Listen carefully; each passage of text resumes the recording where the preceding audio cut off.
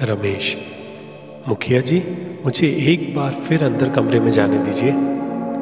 मुखिया हंसते हुए बोला, क्यों, वहां से भागने का इरादा है क्या?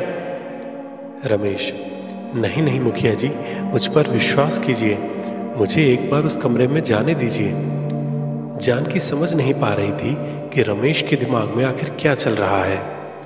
जानकी को भी लगा कि रमेश को जरूर उस कमरे में भागने के लिए कोई रास्ता मिल गया है।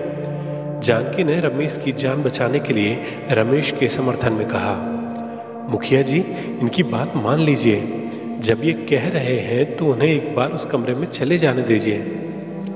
रमेश, मुखिया जी, आपके इतने सारे लोग हैं, इनमें से कुछ को मेरे साथ भेज दीजिए, लेकिन एक बार मुझे वहाँ जाने दीजिए। मैंने अभी अभी वहाँ कुछ देखा है, और यदि वह भ्रम नहीं हुआ तो मैं आपके हर सवाल का जवाब दे दूंगा। मुखिया को समझ नहीं आ रहा था कि आखिर रमेश ने वहाँ आखिर क्या देख लिया है। वैसे जानकी और रमेश का बेटा उसके सामने थे, इसलिए रमेश को कमरे में जाने दिया जा सकता था। मुखिया ने निर्णय सुनाया, ठीक है, तुम एक बार उस कमरे में घूम आओ, फिर तुम्हारा न्याय करते हैं। ये दो लठैत तुम्हारे साथ जाएंगे। रमेश उठा तो दोनों लठैतों ने उसे दोनों ओर से पकड़ लिया। रमेश उनके कब्जे में रहते हुए ही मुख्य कमरे से होते हुए पुराने कमरे में पहुंच गया। एक लठैत लालटेन लिया हुआ था। रमेश ने लालटेन मांगी। लठैत ने लालटेन रमेश के हाथों में थमा दी। रमेश ने लालटेन लेकर दरवाजे के किनारे की जमीन के पास बने हुए चूहे के बिलनुमा एक गड्ढे की मिट्टी को टटोला तो उसकी मुरझाई आंखों में चमक आ गई। उसकी आंखों ने जो देखा और उसके दिमाग ने जो अंदाज लगाया था वह सही था। यह वही बटुआ था जो 10 वर्ष पूर्व चोरी हो गया था। बटुआ उठाते ही उस बटुए की एक रस्सी जो उस गड्ढे के अंदर तक गई थी वह भी बाहर आ गई, और उसके साथ साथ रमेश को 2 चमकती हुई आंखें दिखाई दी। रमेश ने लालटेन और पास लाया तो उसे पूरी घटना समझ में आ गई। पीछे खड़े लठैत भी इस दृश्य को देख रहे थे।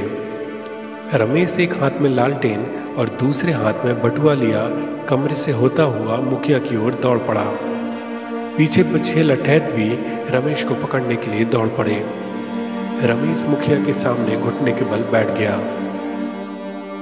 रमेश ने अपना हाथ मुखिया की ओर बढ़ाया और बोला, मुखिया जी, मेरी ईमानदारी का सबूत। रमेश ने बटुआ मुखिया की हथेली में रख दिया। मुखिया ने आश्चर्य से उस मिट्टी से सने बटुए पर से मिट्टी झड़ाई। सच में यह वही बटुआ था जो कुछ वर्षों पूर्व तक गोदाम में पैसे रखने के काम आता था। मुखिया ने बटुआ खोला तो उसमें रुपए थे। उन्हें देखकर ही पता चलता था कि उन्हें वर्षों से निकाला नहीं गया है।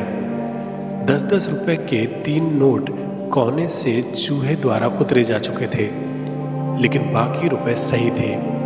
मुखिया के चेहरे पर मुस्कान आ गई। रमेश, मुखिया जी, 10 साल पहले आपके कहने पर जब मैं गोदाम से रुपए लेकर घर आया था तो उस समय मैंने प्रसाद और बटुआ दोनों ही अपने कुर्ते की जेब में रख दिए थे। रात को कुर्ता नीचे गिर गया और शायद प्रसाद से सने इस बटुए को प्रसाद से भरा समझकर चूहा पुराने कमरे के दरवाजे के नीचे से अंदर ले गया। तभी से यह बटुआ वहीं पड़ा है। हमने बटुआ उस दिन बहुत ढूंढा लेकिन नहीं मिला, इसलिए आपके डर के कारण मैं शहर भाग गया। मुखिया ने ठकुराइन की ओर देखा तो ठकुराइन ने पहली बार किसी के लिए सहानुभूति भरी निगाहों से मुखिया को देखा। मुखिया बोला, रमेश, वैसे देखा जाए तो इस पूरे प्रकरण में तुम्हारी गलती कहीं दिखती नहीं है। तुम्हारी पत्नी जानकी ने भी ईमानदारी से सूद की भरपाई की है। ईश्वर ने आज तुम्हें गांव से भागने की गलती करने से पुनः रोक दिया और तुम्हें बटुआ मिल गया।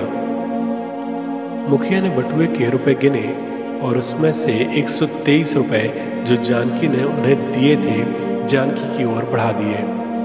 जानकी ने डरते रुपए ले लिए। मुखिया, रमेश, जो हो गया सो हो गया, अब पुराना हिसाब और घटना सब भूल जाओ। मुझे तुमसे कोई दिक्कत नहीं रही। तुम चाहो तो शहर जा सकते हो, लेकिन यदि तुम हमारे गोदाम में पहले की तरह काम करना चाहो तो 40 रुपये महीने पर कल से गोदाम में आ जाना। मुखिया ने की नज़र ठकुराइन पर पड़ी तो ठकुराइन का इशारा भांप कर मुखिया जाते जाते फिर रुक गया।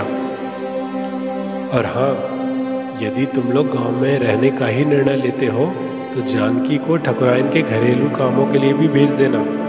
अब से उसकी पगार बिना कुछ काटे 20 रुपये होगी। रमेश की आंखों की चमक से लग रहा था कि वह गांव में अपने घर में ही रहना चाहता था। रमेश ने जानकी की ओर देखा तो जानकी ने रमेश के इस निर्णय पर अपनी सहमति जता दी। मुखिया रमेश और जानकी के निर्णय से खुश था। उसने अपने आदमियों को चलने का इशारा किया और वहां से चला गया। मुखिया के जाने के बाद सभी गांव वालों ने रमेश का गांव में वापस आने पर स्वागत किया और आपस में बातें करते हुए अपने अपने घर चले गए। जानकी ने आकर रमेश का हाथ थाम लिया। घनसू जानकी के पैरों को पकड़कर खड़ा था। सब कुछ सही हो गया था। इस भयानक तूफान के बीच जाने के बाद रमेश ने जानकी को मुस्कुराते हुए कहा, जानकी, हमारे जीवन के 10 साल बर्बाद करने के पीछे एक छोटे से चूहे का हाथ रहा। जानकी ने मुंह चिढ़ाते हुए से कहा, दुश्मन अदना सा। यह सुनते ही रमेश जोरों से हंस पड़ा। रमेश को हंसता देख जानकी और घनसू भी जोरों से हंस दिए। घनसू की नजर आंगन के बाहर खड़े सूरज पर पड़ी तो उसकी आंखों की चमक और बढ़ गई। घनसू लगभग चिल्लाते हुए बोला, माँ, पिताजी, वो देखो सिनेमा काका। सूरज बाहर से घनसू के पास आ गया और घनसू से बोला, हाँ बेटा, घनसू तुम्हारे सिनेमा काका तुम्हें सिनेमा दिखाने ही आए हैं। घनसू ने हाथ में लिए हुए 25 पैसे सूरज की ओर बढ़ा दिए। ये लीजिए सिनेमा काका, मैंने कहा था ना कि जब मैं पैसे दूंगा तभी सिनेमा देखूंगा। सभी घनसू की बात पर पुनः जोरों से हंस दिए। रमेश, जैसे हमारा दुश्मन अदना सा था वैसे ही उस दुश्मन को हराने वाला भी हमारा छोटा सा घनश्याम है। घनसू, वो कैसे पिताजी? रमेश, बेटा, यदि तुम मुझसे दरवाजा खोलने की मांग ना करते तो वो बटुआ हमें कैसे मिलता? तो इस तरह तुम्ही ने तो वो बटुआ हमें वापस दिलाया है। रमेश ने कहते हुए घनसू को अपनी गोद में उठा लिया। रमेश की गोद में रहते हुए घनसू ने 25 पैसे पुनः सूरज की ओर बढ़ा दिए। रमेश के इशारा करने पर सूरज ने वो पैसे ले लिए। सूरज, घनसू, तुम्हारे पैसे जमा रहे। कल सुबह तुम्हें सिनेमा दिखाने के बाद ही मैं शहर जाऊंगा। घनसू, लेकिन जब मैं सभी दोस्तों को बुला लूंगा तब। रमेश, जानकी और सूरज घनसू की बात पर जोरों से हंस देते हैं।